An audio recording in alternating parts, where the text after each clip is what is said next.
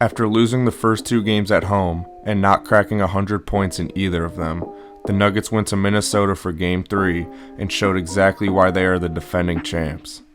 The Wolves put on a defensive masterclass in Game 2 without the Defensive Player of the Year, Rudy Gobert.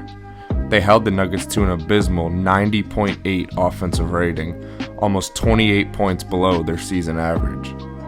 They especially had Jamal Murray flustered all game, as he scored just 8 points on 3 of 18 shooting. They also forced 16 Denver turnovers as a result of their smothering ball pressure and great hands. But Denver would make adjustments in Game 3. Minnesota's game plan is essentially to take away Jokic's decision-making by doubling him and taking away his short roll game with Murray. Let me show you what I mean by that. Murray comes off the Jokic screen into the middle, but Cat stays with Jokic instead of helping onto the ball handler like a normal big would. They want to take away Jokic's short roll playmaking and keep it in the hands of Murray while funneling him into Gobert. It's basically the same thing here, as Naz doesn't want to leave Jokic and Murray hits the jumper this time. This forces Murray to hit these shots going into the middle, which he is fully capable of, but the Wolves have a ton of trust in Gobert to guard two players at once with his great length and rim protection. And this kind of defense requires the other Wolves defenders to be active helpers off the wings as well. Like here, watch McDaniels as he helps off the wing to contest this Murray jump shot. On this one, Ant should probably help off Brown in the corner to contain this drive, but he doesn't, so it results in a basket for Murray.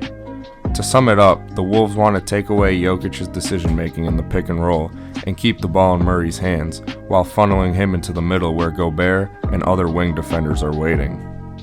So in Game 3, Denver made an adjustment to run more pick and rolls going towards the baseline instead. And I want to credit Hoop Venue for pointing this out in his Game 2 video, along with his tweets from Game 3. The first possession of the game, they do this, and as you can see, there is no wing defender able to help on Murray when clearing out a side and running the pick and roll towards the baseline. Murray hits Jokic, who then finds MPJ, and that is a good shot for the Nuggets. The very next possession, it's the same thing, but the other side of the floor. Murray rejects the screen though, and gets downhill for the layup. They go right back to it the next possession too, and since Murray isn't going towards the middle where the help defenders are, Towns has to leave Jokic to switch on to Murray. Murray's shot goes in and out, but that's a matchup that favors the Nuggets. A few minutes later, it's Naz instead of Cat, and you see all that space on the empty baseline, which makes it so much easier for the Nuggets to create offense. And Murray drains this one. And like I said in my previous Wolves vs Nuggets video, the Nuggets' success this series will depend on if Murray can hit shots like these.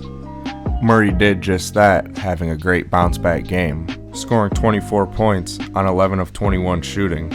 Instead of playing around with his dribble in the backcourt and trying to get into a set, he just beats the Wolves' full-court pressure for a layup. The Nuggets were also better in the non-Jokic minutes. In Game 2, they got outscored by 10 points in 10 minutes without the Joker on the floor.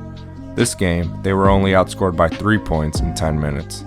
Here, they used Brown as the screener, and Murray again attacks that baseline, leading to a Justin Holiday 3. And the emergence of Justin Holiday this series has been huge.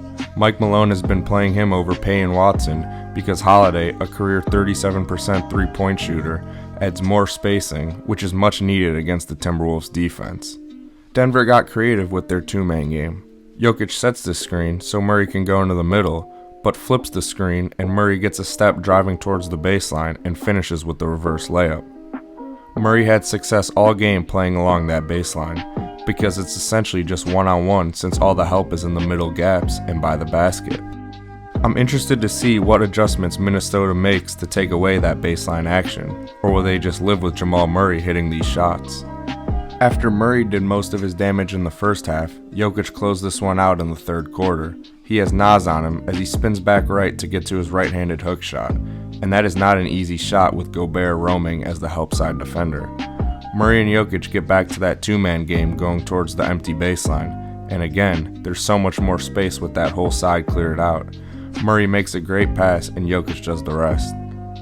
Jokic hits Gordon for the easy lob here, and then a couple possessions later, Gordon finds Jokic for the open three. Jokic and Murray would finish with 24 apiece as the Nuggets would go on to win 117-90 while posting an offensive rating of 131.3. With Denver winning this game, I still believe in my initial prediction of Nuggets in 7. We'll see what adjustments Minnesota makes, while Denver will have to win another one on the road in Game 4.